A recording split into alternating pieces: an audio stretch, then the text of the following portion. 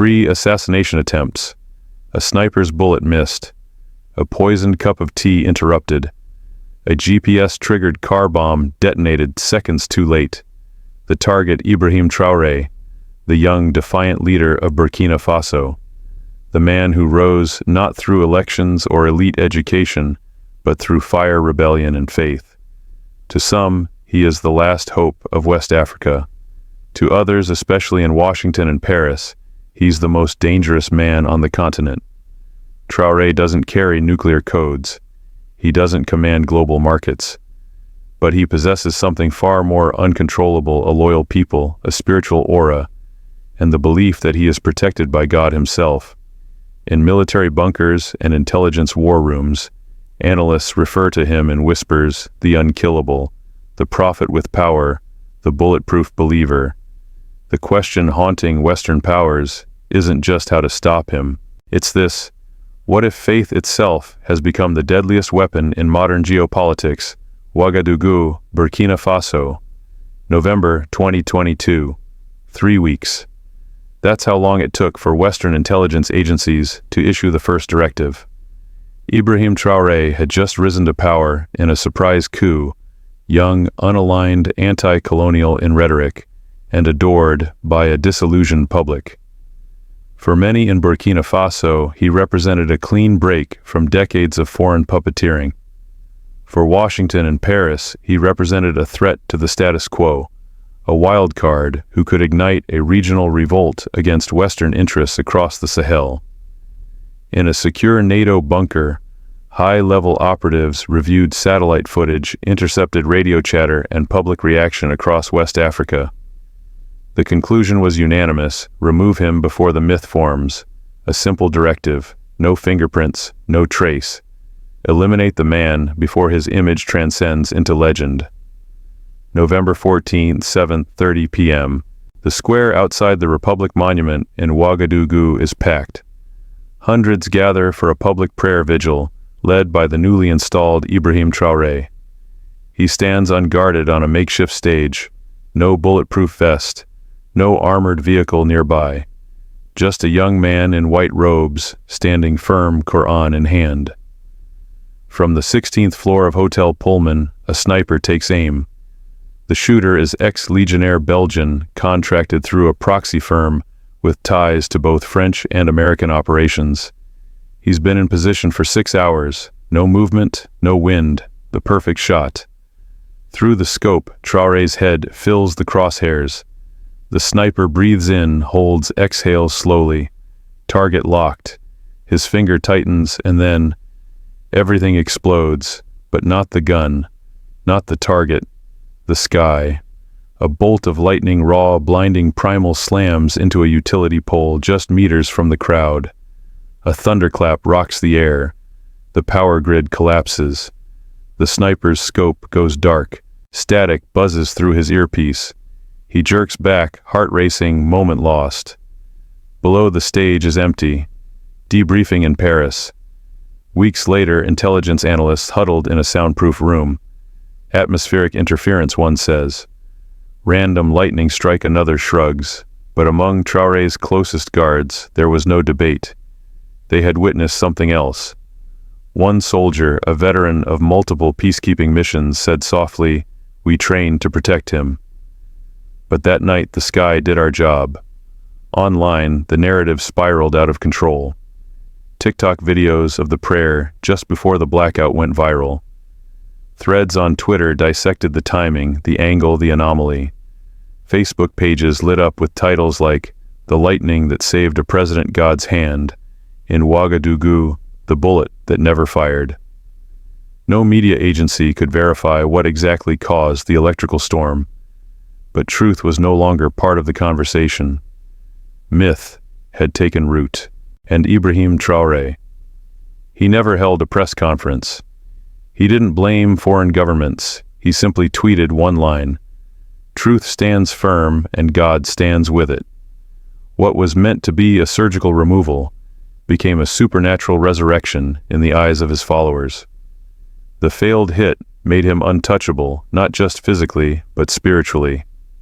Western agencies revised his status from emerging political leader to target unreachable by conventional means.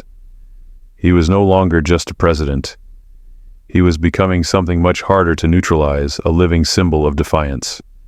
Traoré's growing legend posed a new threat, not insurgency, not military resistance, but belief. A belief that one man shielded only by prayer could stand up to empires. And for intelligence agencies, that was more terrifying than any armed rebellion.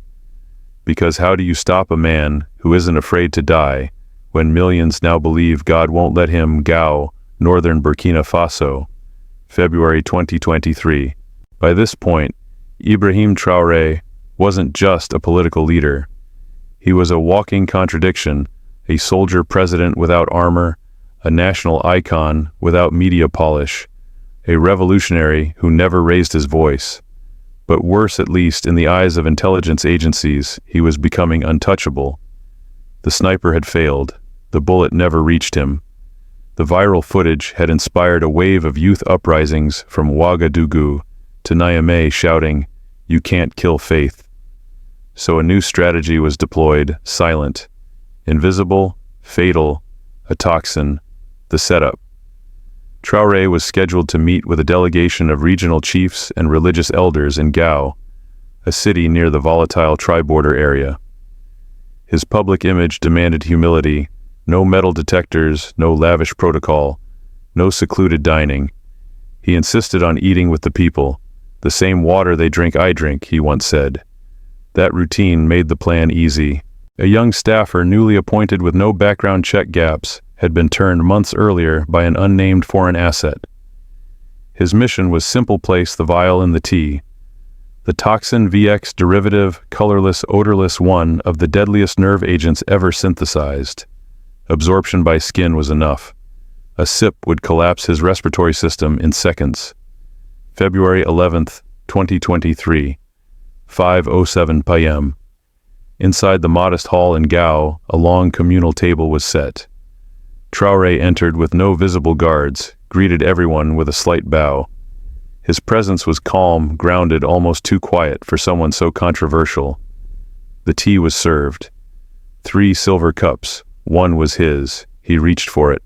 And then a scream, high-pitched, raw, terrified. Everyone turned. A little girl, barefoot, 6 years old, ran into the hall, sobbing uncontrollably. No one knew her. She wasn't part of the delegation. She had slipped in from the open courtyard. She clutched Traoré's leg and cried, "Please don't drink it. I saw you fall down. I saw your eyes go white." The room froze. No one breathed. Ibrahim looked down at her, gently knelt and asked, "What did you see?" The girl hiccuped through her tears. "In my dream, you drank from the cup and never woke up." Silence fell. He stood up, looked at the cup, then at the elders.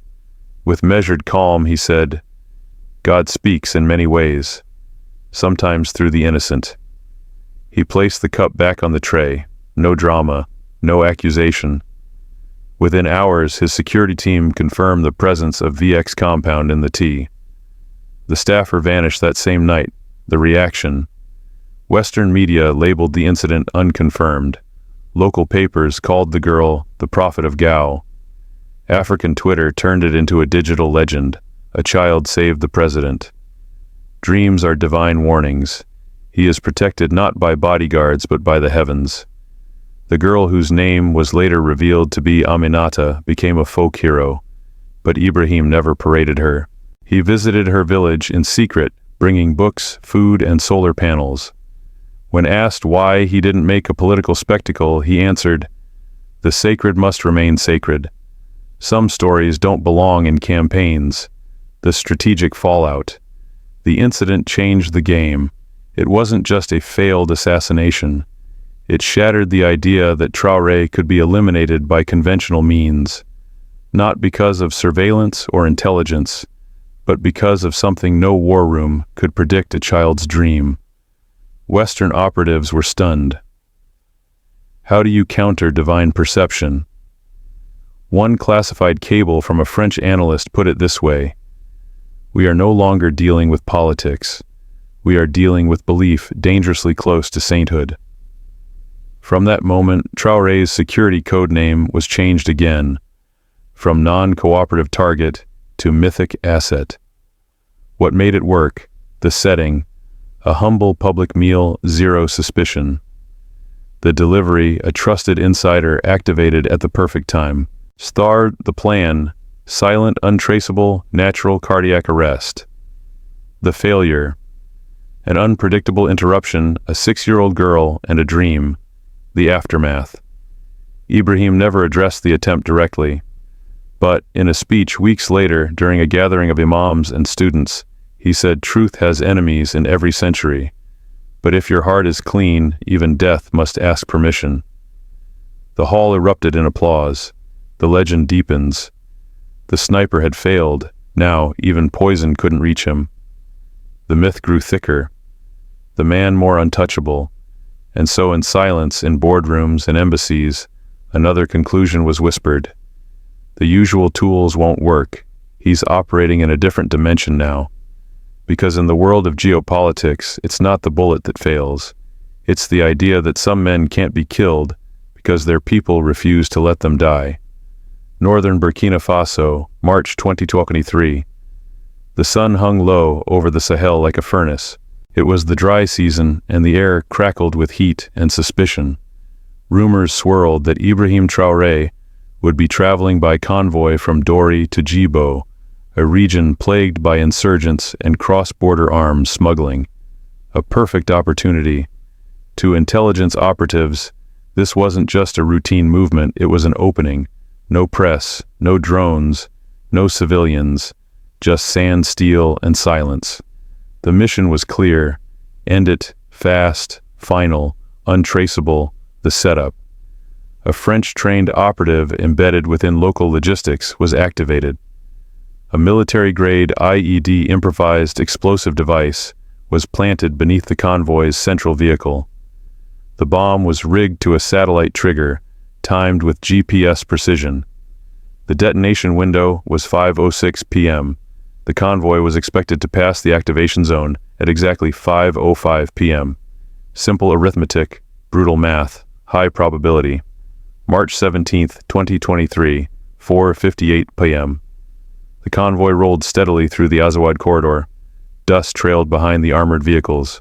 Inside the lead car, Traoré sat silently reading from a small leather-bound book of scripture. His aides chatted in low tones, unaware that several kilometers ahead, a pressure trigger awaited. No one suspected a thing. The team had swept for threats. The radio was clean. The route was secure. The desert seemed empty. Then came the order. With less than 5 minutes to the kill zone, Traoré suddenly looked up. "Stop the convoy," he said. The driver hesitated. "Sir, we're in open territory. We can't stop," he repeated. Calm, final. The entire line of vehicles ground to a halt on the blistering sand. He stepped out, eyes scanning the horizon. His boots sank slightly into the dunes. He removed his shoes, rolled out his prayer mat, and knelt. The others followed suit, confused but obedient.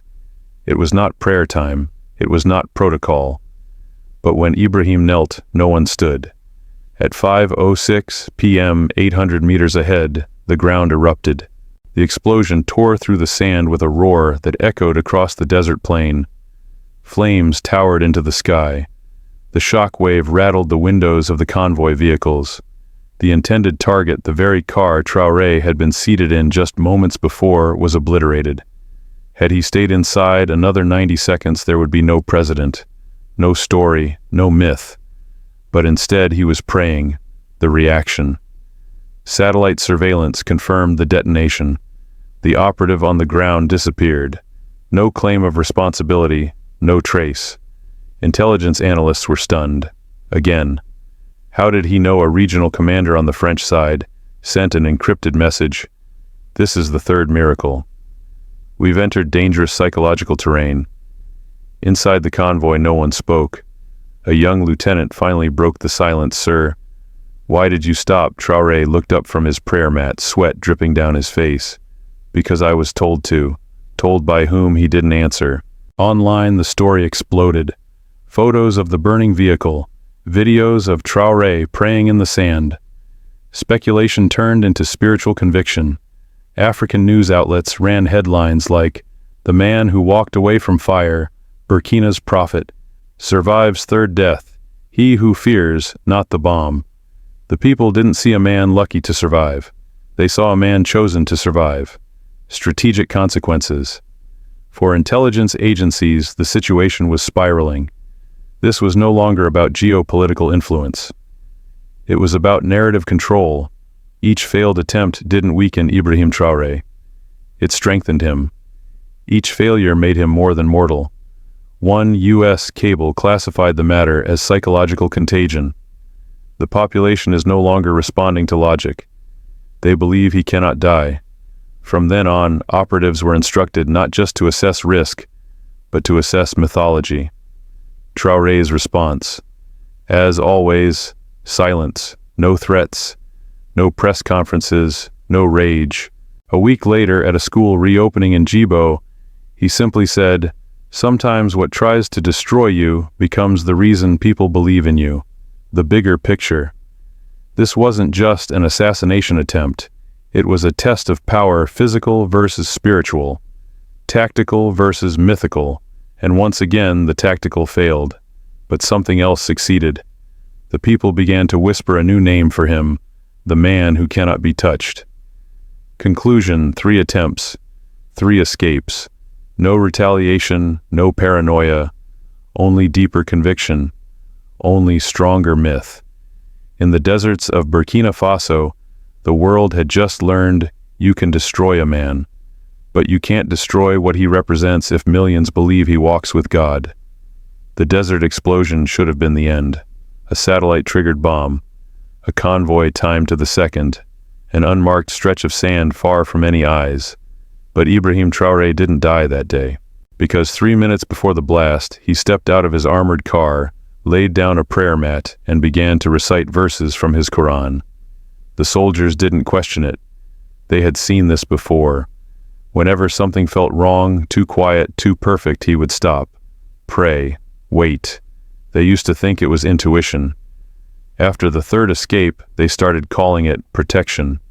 After the 4th, they whispered that book is more than paper. The man in the red beret. He doesn't wear a suit, no silk tie, no Western podiums, just a red beret, a worn military uniform, and always a Quran pressed against his chest. For Ibrahim Traoré, appearances matter, not to impress the outside world, but to remind his people who he is. "I am one of you," he says, "not above, not behind, among." Not a theologian, not a preacher, a believer. He never quotes scripture to command. He never uses religion as a shield for violence. But he does one thing consistently: he reads. Every morning, every night, before every decision. And when the car bomb failed to take him, when he returned to the smoking crater and simply said, "The desert tried to speak louder than truth," but truth still stood. His people didn't just see a survivor, they saw a sign. The Quran became the armor. Traoré never wears a bulletproof vest in public, but he never walks without his Quran. To his people, the message is clear. My protection doesn't come from Kevlar, it comes from conviction. Where generals carry weapons, he carries words. Where presidents quote policy, he quotes verses. A sniper missed. A cup of poison was stopped by a child's vision. A bomb exploded seconds too late. The Quran was with him each time. So now in the public's mind, the Quran is why he still walks. Western analysts don't know what to do with this. They are trained to decode politics, not prophecy. A leaked French intelligence memo stated, "Each failed attempt increases belief. The man is now a vessel for something larger." They're not wrong, because Traoré is no longer just a president in fatigues. He's the soldier who walks with scripture. The red beret backed by verses, not bullets. Young boys in Burkina Faso now wear homemade red berets. They carry notebooks labeled My Quran. They salute not just his office, but his image, the man who prays in gunfire. Mothers tell their children, if you live in truth, even bombs can't find you. Traoré doesn't claim miracles, he doesn't demand sainthood, but he doesn't run from the myth either. Every attempt to kill him has backfired not just tactically, but narratively. And now his survival is no longer a fact, it is a belief. And beliefs are harder to destroy than men.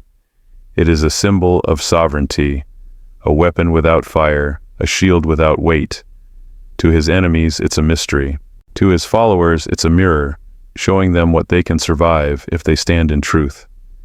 In a recent village visit, a reporter asked him, "Do you think the Quran saved you?" He looked out across the crowd, farmers, elders, barefoot children, and said, "I think I saved myself by living the words inside it." In the Sahel, where corruption wears uniforms and loyalty is bought by bullets, Ibrahim Traoré walks alone, bare hands, steady heart book in chest pocket. And so far, no sniper, no poison, no explosion has changed that. In a world where power is measured in drones, data, and economic leverage, a young man in Burkina Faso did the unthinkable. He challenged the global system without firing a single shot. He did not arrive with legions. He did not have satellite shields or private armies. He walked into the flames of modern geopolitics, armed only with a red beret, a soldier's uniform, and a weathered Quran held to his chest. His name, Ibrahim Traoré, and the world watched in disbelief as he survived not one, not two, but 3 separate assassination attempts. A sniper missed. A nerve agent-laced tea was stopped by a child's dream. A bomb exploded just seconds too late. Each time he emerged untouched. And each time the people didn't just see a man, they saw a miracle. This is not a political victory, it's a spiritual uprising. What makes Traoré different is not just that he survived. It's how he survived and what he represents in that survival. He didn't denounce enemies. He didn't call for war. He didn't blame the West by name. Instead, he read verses. He bowed his head. He prayed publicly, humbly, consistently. And when he walked away from each attempt on his life, the narrative didn't weaken, it hardened. The myth began to crystallize. These 2 symbols now define him. The red beret, military, revolutionary, raw. The Quran, spiritual, ancient, eternal. Together they fuse into an image that no think tank could have designed, a soldier of faith, a leader of conviction, a man outside the system. Traoré isn't just rewriting politics, he's rewriting what protection means. No armor, no paranoia, just scripture, steady breath, and a gaze that says, "I'm not afraid, not because I'm powerful, but because I believe." In Washington, Paris, and Brussels, this story isn't just troubling, it's dangerous. Because if one man can survive this much, without retaliating, without militarizing, without media spin, what does that say about their grip on influence? Traoré isn't following the script. He doesn't play good guy or strong man. He doesn't kneel to the West, nor does he burn their flags. He simply kneels on the ground, opens his book, and lets the rest unfold. That is the most radical part of this entire story. Burkina Faso, a land ravaged by coups and hunger, is no longer watching Traoré as a president. They are following him like a prophet. Not because he claims divinity he never has, but because everything around him now feels larger than logic. A lightning bolt at the perfect moment. A child who cries out just in time. A prayer that disrupts a bomb's countdown. Even the most rational mind begins to tremble when 3 impossibilities happen in a row, and each time the Quran was in his hand. What does it say about us? Maybe the real story isn't just about Ibrahim Traoré. Maybe it's about what we are so desperate for in our time. In a world drowning in corruption, media, noise, fake strength, and hollow slogans, here comes a man who doesn't yell, doesn't flatter, doesn't sell fear. He just walks, head up, book in hand. Alone, but not alone. He reminds us that leadership isn't charisma, it's clarity. That real courage doesn't come from weapons, it comes from stillness. And that maybe, just maybe, faith is still stronger than fire. The book was the message. The Quran he carries is more than protection. It is the story itself. It is why bullets fail, why poisons miss, why bombs explode too late, because the man and the message have become one, and to attack one is to strengthen the other. Final thought. If history has taught us anything, it's this: empires fall, not when their enemies rise, but when someone walks out of the flames untouched. Not because they are invincible, but because something greater has decided not yet. Ibrahim Traoré may be mortal, but as long as he walks with that book, with that stillness, with that faith, he will remain untouchable. Many viewers from across Africa have reacted to the story with profound emotion. A teacher from Ghana commented that he had never believed in miracles until now. I used to teach my students that leadership was just policy and planning, he wrote. But after what I've seen from Captain Traoré, I realized leadership can also be spiritual strength. For him, Traoré has become more than a man. He is now a symbol of resistance against corruption, betrayal, and foreign domination.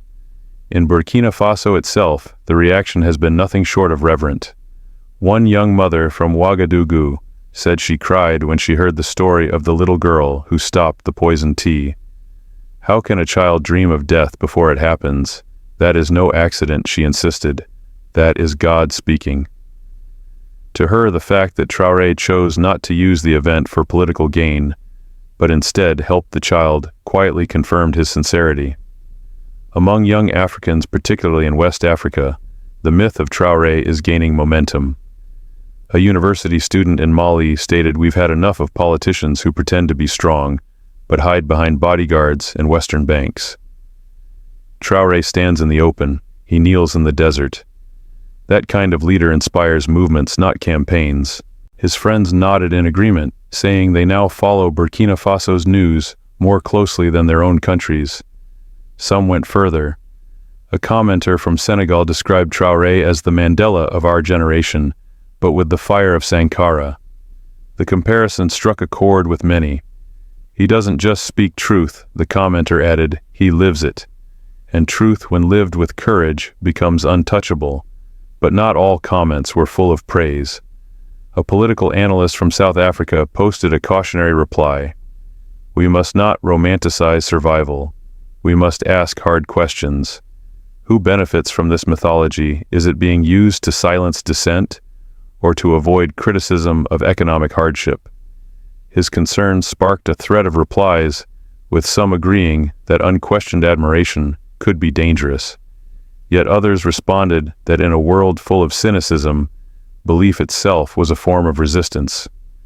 An imam from Niger wrote, "Traoré is not a prophet, and he never said he was, but the Quran says that God protects those who walk with sincerity."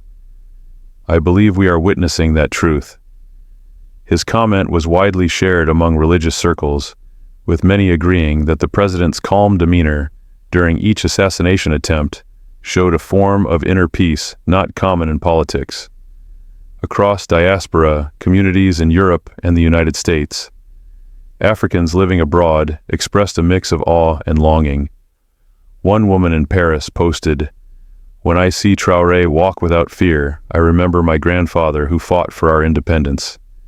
It makes me wonder, where did we lose that kind of courage?" Her post was accompanied by a black and white photo of her grandfather in uniform and received hundreds of likes and tearful emojis. There were also voices of disbelief, especially from Western audiences. Some online users accused the story of being exaggerated or staged. A user from Germany commented, "No way this man just survived a sniper poison and a bomb without serious intelligence help. Something is missing from this narrative." His skepticism was echoed by others who believed the narrative was crafted to manipulate public opinion. However, an African-American commenter replied sharply, "That's exactly what you don't get. In Africa, when things happen beyond logic, we don't run to conspiracy, we run to meaning." Traoré doesn't need to stage miracles. He's just walking with integrity, and that's rare enough to feel miraculous.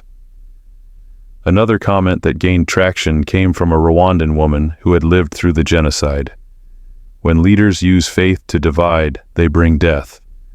But when they use faith to protect, to unite, to humble themselves, that is sacred, she wrote. Ibrahim Traoré is not preaching violence. He is surviving it. That distinction matters. One young boy from Cotonou posted a drawing of Traoré standing with a Quran in one hand and lightning in the background. The caption read, "The storm listens to him." It went viral. Adults and children alike began sharing images and quotes, many repeating the phrase, "You can't kill a man who walks with God." Some local Burkina elders weighed in as well. "We have seen many men rise and fall," said an elder from Bobo Dioulasso, "but never have we seen a man survive 3 deaths, without fear, without revenge, without asking us to raise arms. That is not weakness. That is strength beyond the battlefield." And yet, in the comments under that post, a skeptical youth replied, "But how long can he survive without allies, without money?" Belief is powerful, but it doesn't build roads or defeat insurgents. His concern reflects a growing tension, even among supporters, between symbolism and governance, between myth and material needs. Still, the dominant tone among the public remains one of reverence. One teenage girl from Togo commented, "I wear a red ribbon in my hair every day. It reminds me to speak the truth even when I'm scared." Her school had started informal discussion groups about African leadership inspired by Traoré's example. We no longer want to be ruled by the rich. We want to be led by the brave. On a Pan-African podcast, the host summarized the sentiment best: in a world full of armored men hiding behind lies, Traoré walks barefoot on sacred ground, holding only a book. And somehow that's the most powerful weapon of all. The story of Ibrahim Traoré is not merely a tale of political resistance or national sovereignty. It is a profound lesson in leadership, under fire, in faith, under pressure, and in conviction as a form of armor. The most important lesson from this story is that in an age where global influence is wielded through wealth, intimidation, and media control, there remains another kind of power, the power of spiritual integrity. First and foremost, Traoré's survival of 3 assassination attempts teaches us that leadership is not defined by protection, but by presence. In each moment of danger, whether it was the sniper's bullet, the poisoned tea, or the bomb, Traoré chose to remain close to the people. He refused to hide behind armored walls or foreign intelligence shields. This refusal was not recklessness, it was a statement a leader must never fear the same dangers his people face. The lesson is clear, true. Leadership is not insulation from risk, but communion with it. Secondly, the story illustrates the strategic power of restraint. After each attempt on his life, Traoré did not retaliate. He did not issue angry threats or stage political vengeance. Instead, he responded with silence, scripture, and calm. In doing so, he exposed a timeless truth: when you respond to hatred with serenity, you disarm it. This teaches us that strength is not always shown by reaction, but by restraint.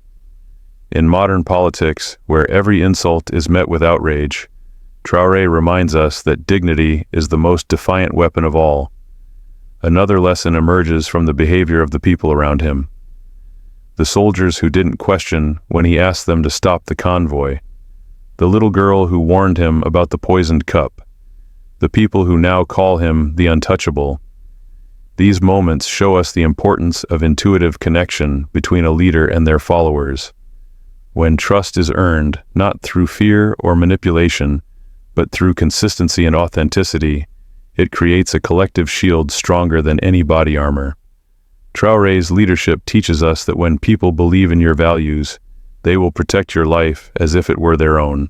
The role of belief in geopolitics also emerges as a vital lesson. Traoré does not hold massive wealth control oil pipelines or command a nuclear arsenal, but he commands something far more destabilizing to traditional power structures: unwavering belief. In the modern world, belief is often seen as primitive, irrational, or outdated. Yet in this story, belief becomes the central force of resistance. It shields a man from death, mobilizes a nation, and confounds intelligence agencies. We learn here that belief, when genuine and collective, can become more formidable than armies. The story also teaches us about humility in leadership. Traoré never claimed to be divine. He never used the word miracle or called himself a prophet. He simply said God speaks in many ways and kept moving forward. That humility is what preserved his authenticity. In contrast, many leaders throughout history have crumbled under the weight of their own myth. The lesson for us is this: when myth surrounds you, stay grounded. Let your actions inspire stories, but never let stories inflate your ego. There's also a critical lesson in how narratives shape power. Each failed assassination attempt became a story retold by the people, not by media handlers or PR firms. A lightning strike, a child's vision, a desert prayer. These weren't campaign ads, they were lived moments that entered the public consciousness organically. This teaches us that, in a time of digital overload and manufactured image, the most powerful stories are still those that emerge from sincerity. Traoré's journey shows that when truth aligns with action, narrative power is unstoppable. We also learn from the geopolitical miscalculation of Western agencies. Their failure to neutralize Traoré was not only a tactical misstep, it was a conceptual one. They understood him as a political threat, but he became something far more disruptive, a spiritual and cultural force.